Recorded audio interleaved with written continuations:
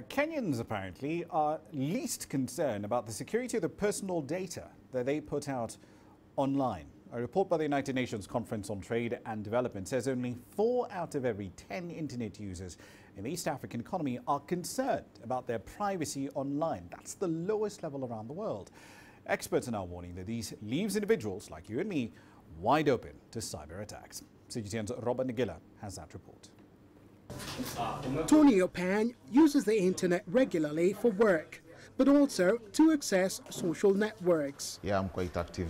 Opan says a few years back, he would readily share his personal details on social networks. The first time I joined Facebook, I think it was back in 2012. I did share my details. It was my phone number with someone whom I didn't know. He soon realized his mistake when the individual in question began stalking him. A report by the United Nations Conference on Trade and Development says just 4 out of 10 internet users in Kenya are concerned about online privacy, against a global average of 8 out of 10 internet users. I am not surprised. Richard Muthua, an executive at Internet Solutions, a Nairobi-based IT firm, says all one needs on the internet to harm you is your name, email address, and phone number.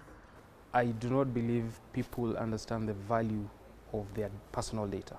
Give me a combination of those 3 details, then there's a lot more that I can do that can really harm you.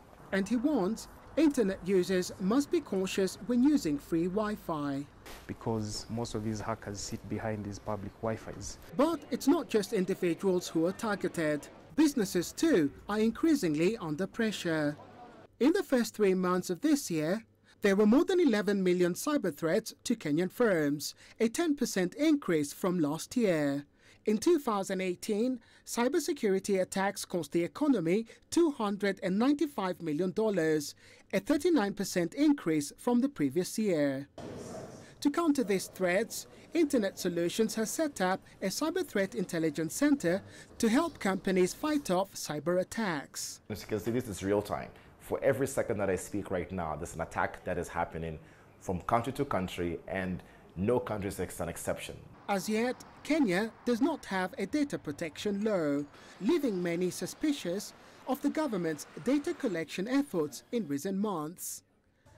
Back at the internet cafe, after his stalking experience, Tony is now more careful with what he shares online. With the recent terror attacks and the recent cyber crimes, I have decided not to be sharing them again. And experts are urging the public to verify any websites they intend to carry out any financial transactions and avoid providing personal details on any social networks altogether. Nagila, CGTN, Nairobi, Kenya.